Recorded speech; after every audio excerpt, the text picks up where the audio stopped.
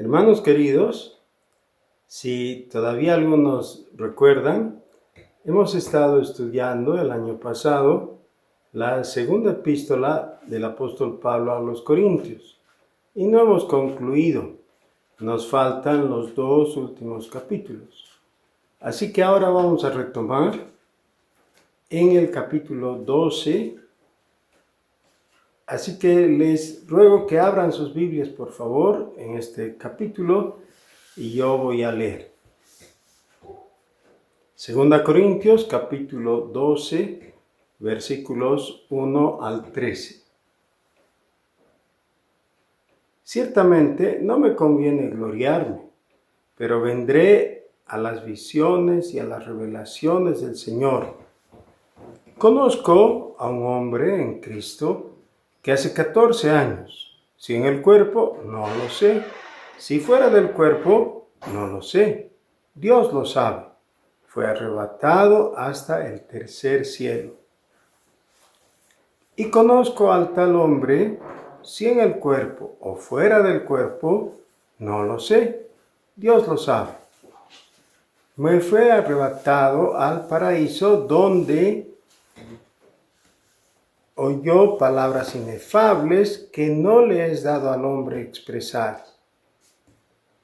De tal hombre me gloriaré, pero de mí mismo en nada me gloriaré, sino en mis debilidades. Sin embargo, si quisiera glorificarme, no sería insensato, porque diría la verdad, pero lo dejo para que nadie piense de mí más de lo que en mí ve u oye de mí. Y para que la grandeza de las revelaciones no me exaltase desmedidamente, me fue dado un aguijón en mi carne, un mensajero de Satanás que me abofetee, para que no me enaltezca sobremanera. Respecto a lo cual 3 veces he rogado al Señor que lo quite de mí, y me ha dicho: bástate mi gracia, porque mi poder se perfecciona en la debilidad. Por tanto, de buena gana me gloriaré, más bien en mis debilidades, para que repose sobre mí el poder de Cristo. Por lo cual, por amor a Cristo, me gozo en las debilidades, en afrentas, en necesidades, en persecuciones, en angustias, porque cuando soy débil, entonces soy fuerte. Me he hecho un necio al gloriarme. Vosotros me obligasteis a ello, pues yo debía ser alabado por vosotros, porque en nada he sido porque en nada he sido menos que aquellos grandes apóstoles, aunque nada soy.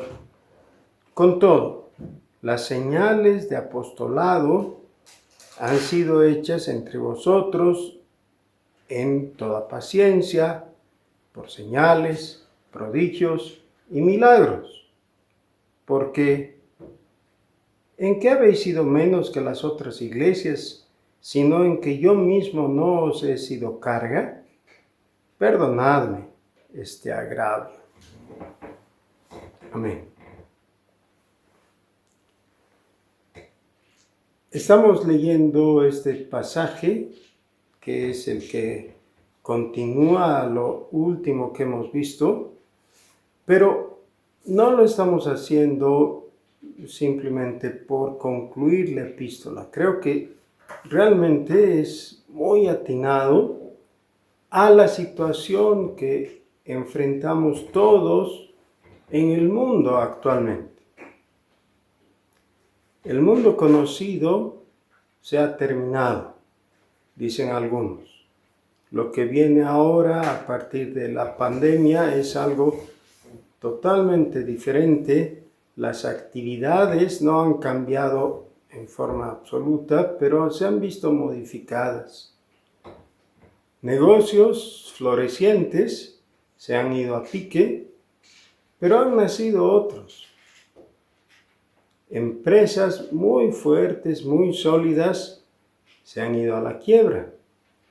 Sin embargo, la creatividad de las personas está dando lugar a que se abran nuevos negocios, nuevas industrias también. Pero si hay alguien que ha ganado con todo esto, son los que producen los medicamentos atinados para el COVID. Ahora, ¿es simplemente que el mundo ha cambiado un poquito? ¿O estamos frente a una nueva era? Realmente hay una nueva era desde que el Señor Jesús ha venido. Vivimos en el tiempo en que Dios ha manifestado y está manifestando su gracia para con nosotros. Todos nosotros debiéramos ser muy conscientes de que el año que contamos, 2022 ahora, es 2022 de nuestro Señor Jesucristo. Vivimos en la era de Jesucristo. Pero el elemento que más llama la atención es que muchos no lo toman en cuenta.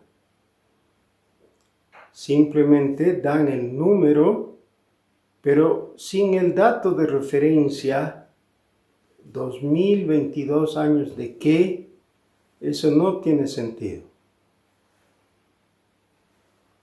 ¿Hacia dónde vamos? ¿Cómo es esta historia?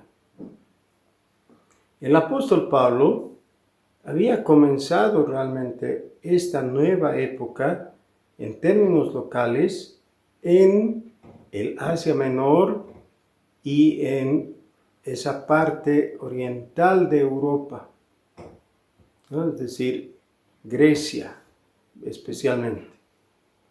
Lo había hecho en la manera más natural para él, llevando el Evangelio. No con bombos y platillos, no con un despliegue de recursos, sino con la tenacidad de su carácter y la convicción de que el Evangelio es el poder de Dios para salvación a todo aquel que cree. De ahí nace el surgimiento de varias comunidades cristianas a través del Asia Menor, lo que ahora es Turquía, y Europa, Macedonia, Grecia y más tarde otros lugares también.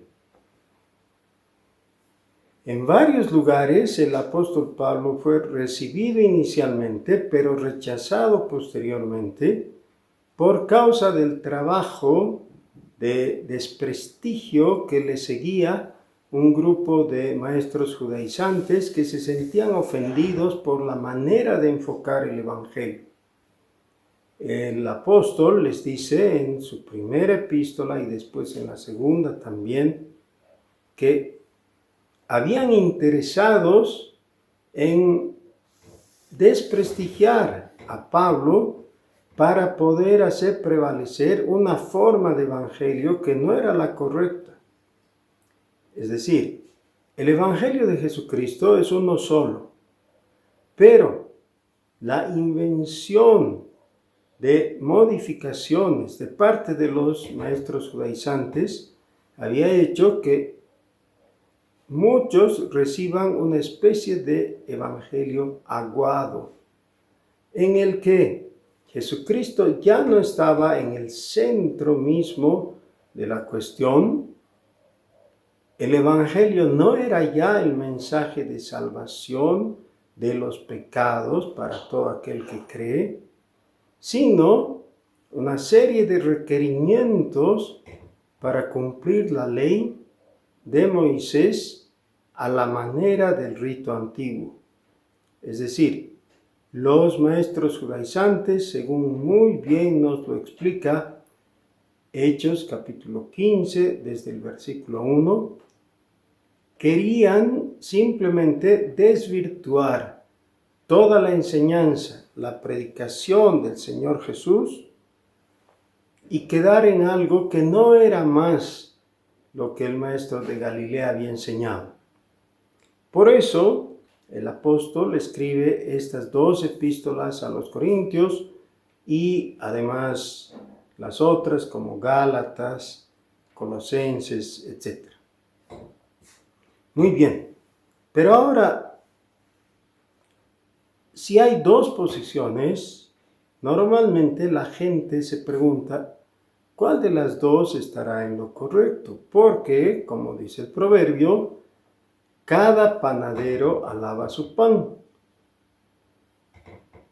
Así que Pablo sabe que hay algunos que lo tienen en la mira pensando que si hay un engañador, podría ser Pablo el engañador y no los maestros judaizantes, ya que ellos parecen estar predicando un evangelio de triunfo, de éxito, de prosperidad. También en nuestros días sucede eso. Hay gente que trata de decir que si eres creyente, si estás con Dios y si Jesucristo es tu Salvador, tú te has convertido en el Hijo del Rey y todo tiene que irte bien. Por tanto, la enfermedad no entra en los planes. La pobreza, las dificultades, las contrariedades, todo eso viene a ser una especie de evidencia de que no estás caminando con Dios. El apóstol sabe que si se mide por esos parámetros, él va a ser acusado de no estar con Dios. Y les dice, yo tengo de qué gloriarme. No soy menor que los apóstoles que ustedes han estado prestando atención. Yo también he hecho milagros y prodigios. Y también tengo un conocimiento apreciable de la palabra de Dios. Pero no me voy a jactar de eso. Ahora, es muy extraño que alguien diga, tengo tales cosas y las menciono, pero no para jactarme. En realidad parece ser una contradicción implícita. Pero el apóstol lo que está haciendo es simplemente mostrar que él ha sido escogido por Dios como instrumento de Dios para manifestar su poder y que ese poder sí se ha manifestado en las maneras que ellos hubieran pedido o requerido, pero que eso no es para su gloria personal. El apóstol Pablo no quiere recibir halagos de la gente en cuanto a sus virtudes personales o a un cierto tipo de características que ellos estaban esperando. Lo que él dice es, tengo algo que ustedes no sabían.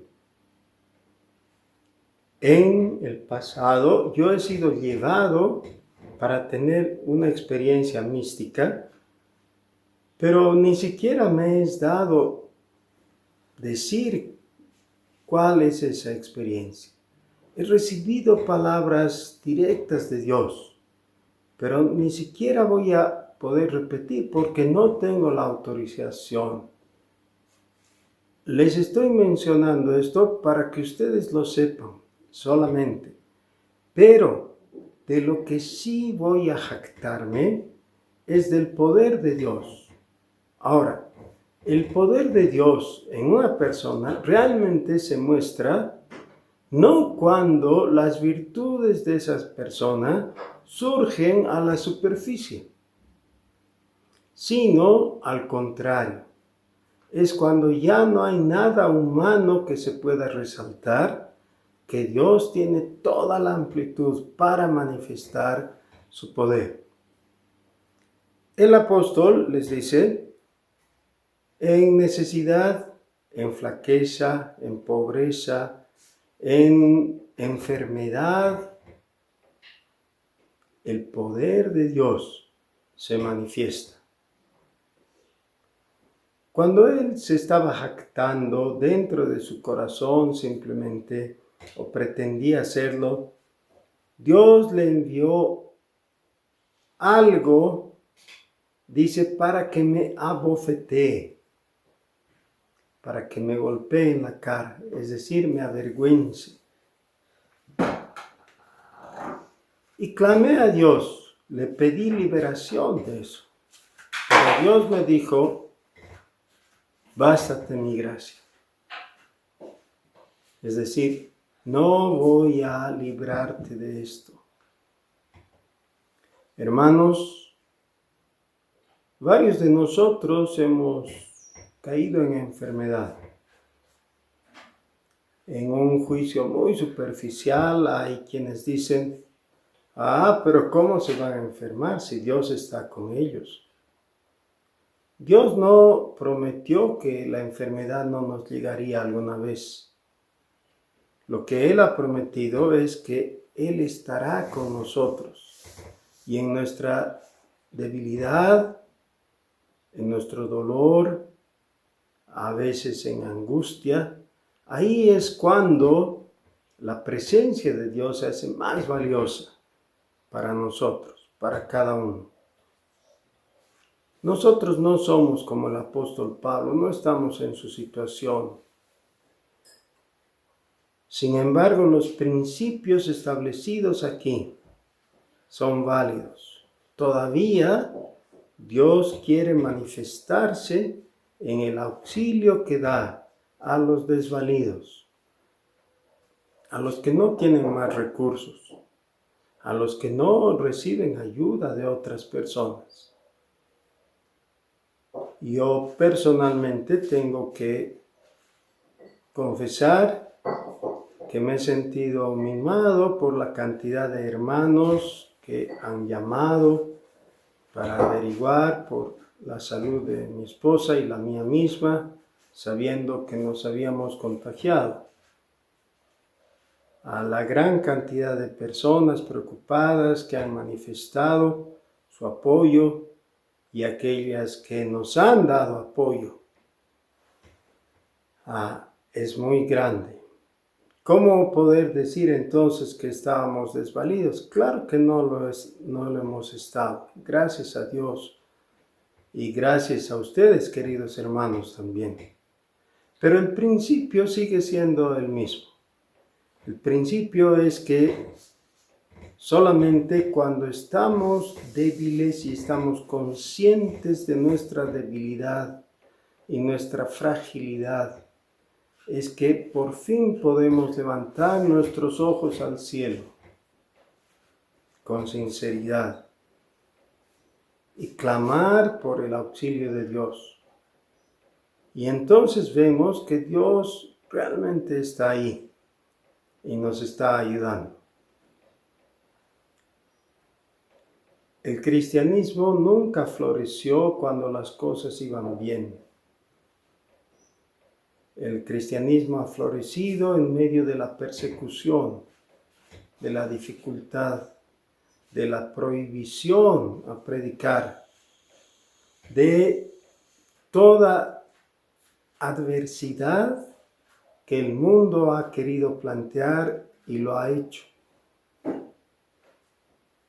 El cristianismo ha florecido cuando los creyentes han reconocido delante de Dios, estoy en debilidad y entonces soy fuerte. Esas son las palabras del apóstol Pablo. Es necesario que cada uno de nosotros pueda decir con firmeza y con toda convicción, cuando soy débil, entonces soy fuerte. La gloria es para Jesucristo, nuestro Salvador. Yo te invito, querido hermano, a tomarte de su mano y caminar, no pensando en la ayuda o no que recibirás, porque Dios te va a dar ayuda, sino pensando en la obediencia que necesitas poner de tu parte a la palabra de Dios. En este momento todos nosotros tenemos personas conocidas a las que necesitamos hablarles del poder del Señor, de Jesucristo.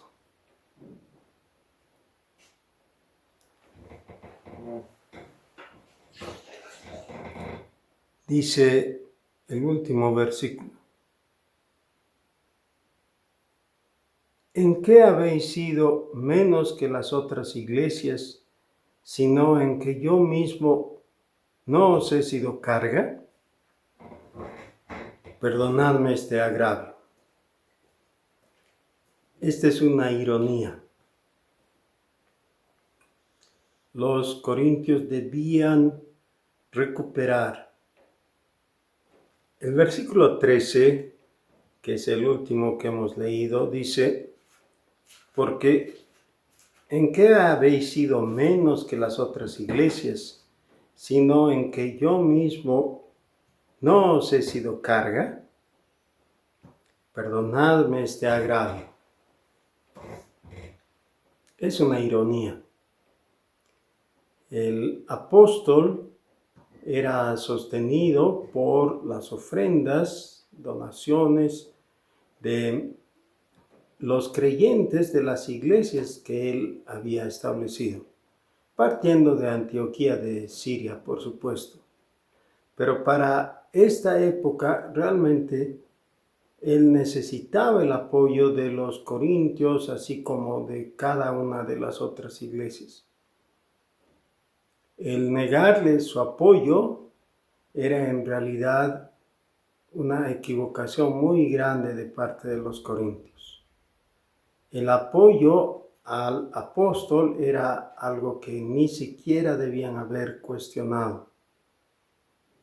Felizmente, por la historia se sabe que Corinto fue una de las iglesias firmes más adelante, igual que la de Éfeso, la de Antioquía, la de Filipos, y damos gracias por esas comunidades que más tarde no solamente ofrendaron, sino que dieron en algunos casos sus vidas en testimonio por la fe cristiana. Tú mismo debieras participar de esa manera. Dispón tu corazón. Que el Señor te guarde.